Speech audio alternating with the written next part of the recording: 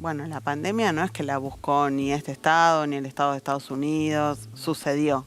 Y todos los estados salieron a emitir. ¿Qué pasa en ese caso? Inflación pasó. Bueno, está bien, pero durante ¿Por la qué salió a pandemia- emitir? Bueno, pero ¿por qué? Pero durante la pandemia... ¿Por qué? Está bien, estás vacunado, pero tenías una posición contraria a la vacunación. No, lo que veo es que... ¿Vos decís que hay alguien que va a venir y le va a poner 30.000 millones de dólares de préstamo a la Argentina? No, yo no estoy diciendo eso. Es un país que ha participado e instigado golpes de Estado en otros países del mundo. Es cierto que no han tenido interrupciones. A mí me gustan los gobiernos de Estados Unidos que... Flexibles es una palabra Bueno, pero resulta que... amable. Bueno, pero ¿qué país? ¿Qué país tiene menor China, tasa? estoy pensando en China. No, China es una dictadura comunista. No puedes pagarle la jubilación a 3 millones de personas. Pero no dan los números. Bueno, ¿y qué haces con esas 3 millones de personas? ¿Me entendés lo que te digo? No dan los números. Te entiendo. ¿Qué haces con esas 3 millones de personas? ¿Las dejás que se mueran de hambre? Vamos a conversar de eso y de otros temas con Agustín Romo. ¿Cómo te va, Agustín? Bienvenido. Agustín, Hola, ¿cómo andan? Muchas gracias por invitarme. Te completo la presentación. Candidato a diputado en la provincia de Buenos Aires y además sos el responsable de la comunicación digital de La Libertad Avanza. Ahí está. Sí, está bien ¿Está dicho. Está bien dicho. ¿Qué pensás de esto de que Juntos por el Cambio los haya criticado tanto por dar quórum y votar con el gobierno esta ley de ganancias? Que son unos hipócritas. Hicieron campaña toda la vida diciendo que había que eliminar el impuesto a la ganancia, que el salario no era ganancia, y ahora que tienen la oportunidad para votarlo por una cuestión de ventaja política, agarran y especulan para que el título no se lo lleve otro gobierno. Nosotros no estamos pensando en la política, no estamos jugando en la chiquita, ni hay problemas de egos. Creemos que si la medida es en beneficio de la gente, se vota, punto. Hubo muchas críticas de Juntos por el Cambio, también de algunos otros sectores, referidas a que esto va a desfinanciar al Estado y no está... Bueno, nosotros no tenemos mucho problema con desfinanciar al Estado. Aparte, por eso estamos planteando que ser gobierno y meter el hachazo al gasto público que queremos meter de nosotros. Así que tranquilos que si ganamos en diciembre lo solucionamos. ¿Qué otros impuestos podrían eliminar? Y hay impuestos que no tienen que existir. Puntuales es medio entrar en un chino, pero si vamos en... Los conocidos, ¿no? Porque... Y, por ejemplo, los impuestos a las transacciones, los impuestos al patrimonio y los impuestos al trabajo son impuestos distorsivos, ya sea ingresos brutos, los impuestos al cheque, bienes personales, son impuestos que no van, que en el mundo no existen. Los impuestos que tienen que existir, si me preguntas a mí no me gusta, te diría que ningún impuesto, pero tienen que ser un impuesto al consumo o un impuesto a las ganancias, o los dos. Pero ganancias de verdad, no un salario, ¿se entiende? Un salario no es ganancia. O sea, IVA y ganancias es... IVA y son los ganancias. dos impuestos IVA y que ganancias se y con mantienen, eso el resto se puede IVA y revisar. ganancias y debería funcionar. De hecho, si vos te fijás bien, que tenemos como 160 y pico de impuestos, de los cuales 150 impuestos representan menos del 10% de la recaudación. Entonces tampoco que es tanto, ¿me entendés? Terminan siendo kioscos o regulaciones que lo único que terminan haciendo es perjudicar a los comerciantes y por lo general a los grandes empresarios casi que no los perjudica, porque por lo general siempre tienen algún tipo de subsidio o algún tipo de arreglo con el gobierno de turno debido al poder que tienen, pero el que termina perjudicándose a la pyme, al pequeño comerciante, al que no tiene, no le sobra para tener un empleado que se encargue de la cuestión administrativa, pagarle un abono al contador, etcétera, etcétera, etcétera. ¿Impuesto al patrimonio? No. No, los impuestos al patrimonio no van para nada. Aparte ahora está distorsionado, alguien que tiene 2 ambientes y un auto paga bienes personales, es una locura. No, bueno, podés modificar sí, pero las si escalas. lo podés modificar, lógicamente, pero a mi criterio personal, el impuesto al patrimonio sería hasta, te diría, una doble imposición sobre un impuesto, porque vos ya pagaste impuesto al consumo, ya pagaste impuesto a las ganancias por la plata que ahorraste, y encima después tenés que pagar impuestos cuando compras algo. Entonces, para mí no va eso. Hoy el presidente de la Corte, Horacio Rosati, se manifestó sobre dolarización. Dijo, es inconstitucional. Dijo que según el artículo 75 hay una parte del artículo 75 de la Constitución Nacional en donde dice que vos sí o sí tenés que tener una moneda nacional. Pero hoy en día, aunque mucha gente no lo sepa, nosotros tenemos 2 monedas nacionales. Una es el argentino peso oro, que es la ley 1130, sancionada en 1881, que es el Banco Central actualmente, al día de hoy, sigue publicando la cotización del peso oro. Vos podés entrar a la página del Banco Central. Sí, está bien. Bueno, entonces nosotros seguiríamos. Nadie tiene un peso oro, digo. No importa, no lo vuelve inconstitucional. Y aparte, Rosati, eliminar el peso. Rosati no es la totalidad de la Corte Suprema, es un ministro de la Corte de 4 votos y que hay que meter uno más. Hay que ver. ¿Vos pensás que van a tener Aparte hay distintos tipos de dolarización, depende cómo se encuentra el país. Hay distintas formas de dolarizar, depende de cómo vos encuentras el país una vez que vos asumís el gobierno. Está el plan de Ocampo, ahí vos podés al principio dejar, si se quiere, que la gente utilice el dólar como moneda de curso legal. O pacte ciertos contratos en dólares. En algún momento fue más firme la propuesta de decir vamos a dolarizar. No, es que, a ver, Ahora es, bueno, quizás es una competencia de si moneda. escuchás a Javier Milei, si escuchás a Javier Milei desde el principio, desde el 2021, te lo digo porque yo estoy con Javier Milei hace muchos años, él siempre habló de una competencia de monedas. Que decía, a la luz de los hechos, vos dejás que cada uno use la moneda que quiera, y decía, a la luz de los hechos, y entendiendo que la economía es una ciencia social que estudia el comportamiento de las personas en el mercado, cuál es el comportamiento que tiene el argentino en el mercado, a qué tiende, a qué moneda usar, al dólar. Entonces va a terminar siendo una dolarización de hecho, no de derecho, ¿se entiende? Eso es lo que él siempre dijo. Después quedó dolarización, los medios de dolarización, y hay distintos planes de dolarización que se podrían implementar. Obviamente que vos los tenés que estudiar, depende de qué es lo que te toca cuando llegas al gobierno en diciembre. Todavía no saben de esos distintos planes de dolarización cuál aplicarían. Y depende cómo vos llegues. Yo la verdad, lógicamente, yo no voy a asumir el Ministerio de Economía, ¿no es cierto? No, pero sabemos que sabes mucho del tema. Sí. Y Lo sigo. depende cómo vos llegues, cuál sería el mejor escenario y el peor escenario. ¿Qué puede pasar? Y el mejor escenario para mí sería el plan de Emilio Campo, que es un plan muy serio, que él hizo un plan ya antes de que Javier Milei incluso se meta a la política y que es muy respetado en el mercado. Ese es a mí el plan que más me gusta. Vos tenés que rescatar para eso 30.000 millones de dólares De las LELIQs, y y 10.000 palos de la base monetaria. Sí, la base monetaria la tenés ya más o menos... La base monetaria está más o menos resuelta. El tema de las LELIQ, vos lo que tenés que hacer es... te lo digo, no vamos a explicar el plan, es un libro así. Sí. Vos te agarrás un montonazo de vos tenés la deuda que tiene el Banco Central del Tesoro Nacional, por toda la emisión que le fue dando. Entonces vos agarrás todos esos títulos que hoy en día están valiendo al 30% y los metes en un fideicomiso. Tiene 120.000 millones de dólares. En jurisdicción extranjera, sí. Y un par de cosas más. Hablan del FGS, un par de cosas que metes ahí. Pero vos eso no es que lo regalás. Está en el fideicomiso, simplemente que vos garantizás que no lo puedes tocar. Y a contraprestación de esto, vos pedís la guita para rescatar las LELIQs. Claro, ahora vos necesitas que alguien venga si eso sube, y ponga 30.000 millones de dólares prestándole a la Argentina. Eso es lo que Melconian dice, los 30.000 de Papá Noel. Yo no sé, la verdad, si es como dice Melconian. Hoy Melconian dijo en Infobae, y aparte muy gracioso, porque Infobae borró el tuit, ya que Milei le citó el tuit de Infobae, y como Milei metió un tuitazo, Infobae borró el tuit. Imagínense la relación que tiene Juntos por el Cambio con Infobae, que Infobae borró el tuit, para que no aparezca el quote de Melconian. Decía, si hay dolarización tiene que ser ordenada. Y sí, obvio que va a ser ordenada. Hay profesionales muy grandes. Pero vos decís que hay alguien que va a venir y le va a poner 30.000 millones de dólares de préstamo a la Argentina. No, yo no estoy diciendo eso. Yo digo, a ver, ya hasta lo dijo Milei, es un proceso. Yo no te estoy diciendo que en diciembre se dolariza, para nada. Vos tenés que solucionar un montón de cosas. Primero, que confío en que se van a poder solucionar, lógicamente. Por eso estoy apoyando ese proyecto hace muchísimo tiempo. Yo te diría, desde mis inicios de Twitter, en 2017, una cuenta que se llama @dolarizar. O sea, yo estoy con el tema hace un montón planteando esto. ¿Pero por qué? La dolarización no es un instrumento para generar riqueza, es simplemente un instrumento para controlar la inflación. Y aparte, ¿por qué yo insisto con dolarizar incluso antes de que Milei se lance a la política, incluso cuando él decía competencia de monedas?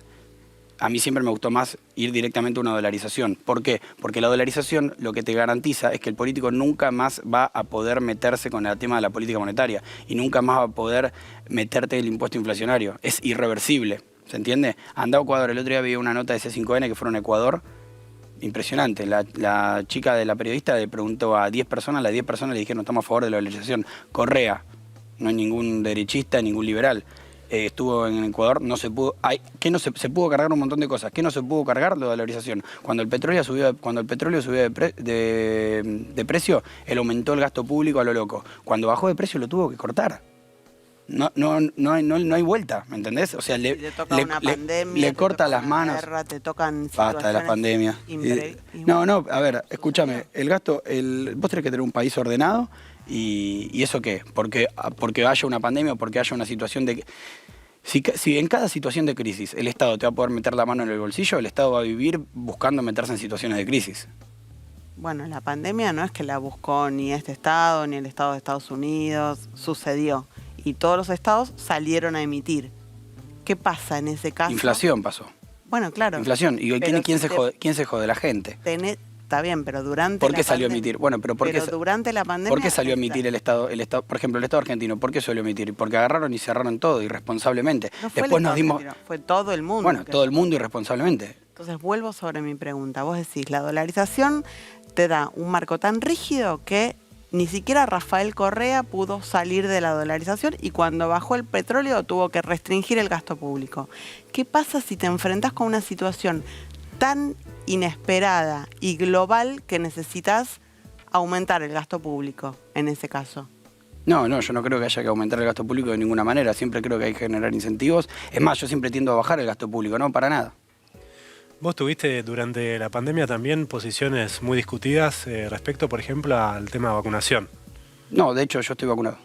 Está bien, estás vacunado, pero tenías una posición contraria a la vacunación. No, lo que veo es que hay un montonazo de casos, y de hecho el creador de la vacuna, el creador de la tecnología de la vacuna, y este no es un tema obviamente que sea experto ni nada, así que pero el creador de la vacuna que se llama Robert Malone, que de hecho le habían suspendido la cuenta de Twitter y ahora se la devolvieron, es el creador de la tecnología mRNA. Él dijo, yo no me vacuné y mis hijos no se vacunaron porque esto hay todavía cosas que afinarla y la alargaron muy rápido.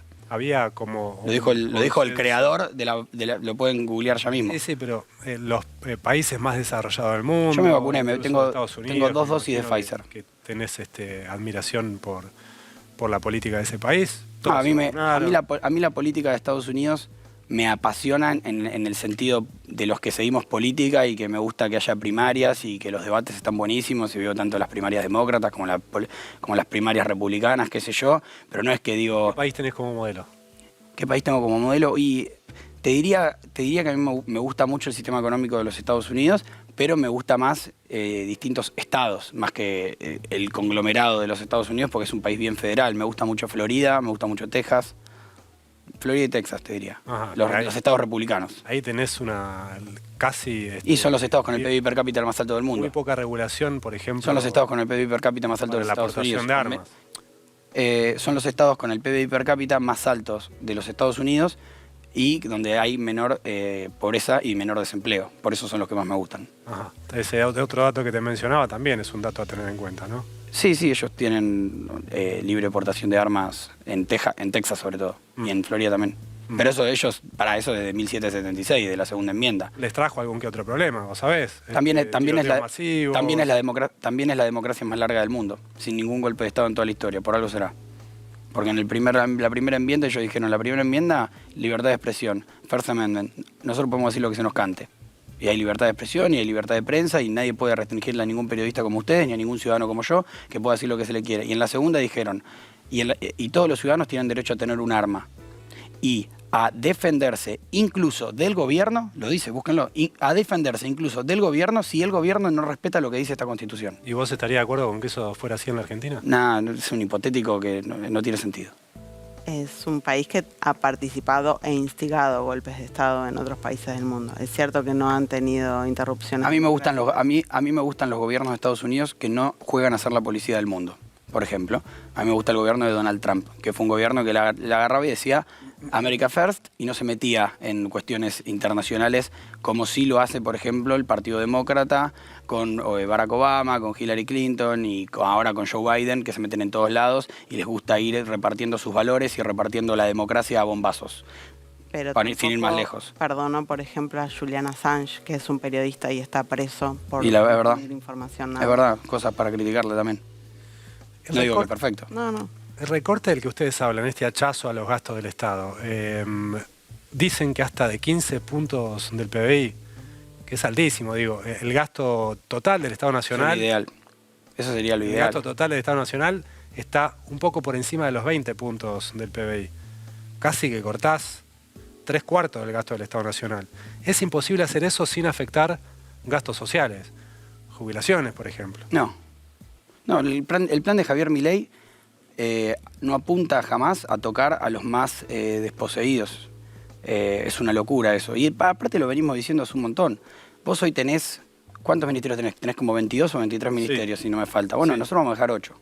Claro, pero la administración gubernamental es un porcentaje menor en el gasto total del Estado. Sí, pero vos tenés también los presupuestos que manejan. Y aparte vos tenés que... Yo tengo la teoría, y no yo, es un premio Nobel, tipo... ¿Premio Nobel o no? Por ahí me mando una cagada ahí. Pero la curva de Laffer. Y si vos agarrás y bajás los impuestos, si vos vas aumentando cada vez más los impuestos, en un momento vas a empezar a fundir a todo el mundo y vas a tener menos recaudación. O la gente va a estar en negro, como pasa por ejemplo con los empleados que están en negro y que no están en blanco, porque los impuestos son altísimos y básicamente no los pueden pagar. Y si los pagan, el negocio no funciona. ¿Entendés? Entonces, ¿qué pasa? Yo siento que si nosotros tenemos impuestos normales y volvemos a una normalidad, que tampoco estoy hablando hacer de Argentina un país anarcocapitalista, te estoy hablando de una cuestión más o menos los impuestos promedio como el resto del mundo, para que producir algo en Argentina valga lo mismo, tenga los mismos costos de producción que en el resto del mundo. Entonces que acá vos puedas competir, que puedas generar valor agregado en la Argentina y que puedas exportar sin necesidad de sin necesidad de un proteccionismo que te obliga a que todo sea más caro acá adentro. ¿Entendés? Lo que pasa es que hay países que compiten no solo porque tienen baja presión impositiva, sino también porque tienen condiciones laborales muy... más flexibles. Flexibles es una palabra amable. Bueno, pero resulta que en los países donde las leyes laborales son más flexibles es donde menor tasa de desempleo hay. Porque si es fácil despedir, es fácil contratar.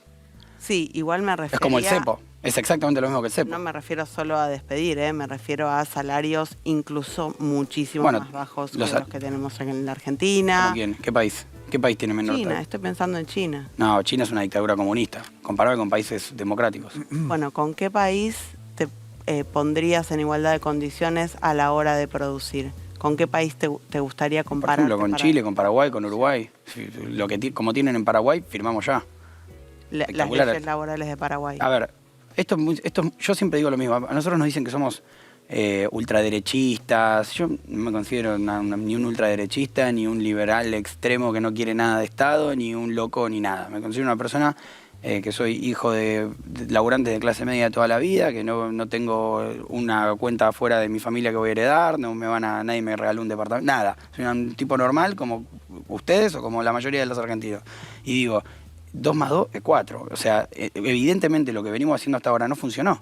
Evidentemente es eso. Entonces yo digo, si las leyes laborales de ahora lo único que hacen es tener a la mitad de los empleados en relación de dependencia en negro, ellos no tienen derecho, que nadie le preocupa los derechos de esos tipos. Nadie le preocupa los derechos de esos tipos. Yo digo, de acá en adelante, aparte otra cosa, vos tenés una nueva forma de contratar ahora en la Argentina, que es la monotributización de la relación de dependencia. El diagnóstico... Estamos de acuerdo en eso, ¿no? Totalmente, sí. Entonces, eso... podemos compartirlo, pero ustedes son un partido que fueron muy votados en las PASO y que tienen grandísimas chances de gobernar el país a partir del 10 de diciembre. Por eso, más allá del diagnóstico, a nosotros lo que nos interesa saber es qué piensan ustedes para solucionar ese diagnóstico que podemos compartir. A mi criterio Por eso personal, te pregunto, me llama la atención que me digas las leyes laborales de Paraguay, cuando Paraguay es un país que nos exporta muchos trabajadores paraguayos vienen a trabajar en la Argentina. A mí, igual hablaba de los impuestos, pero a mí, el tema de las leyes laborales en Argentina, lo que habría que ir sería algo parecido como hay ahora en la UOCRA.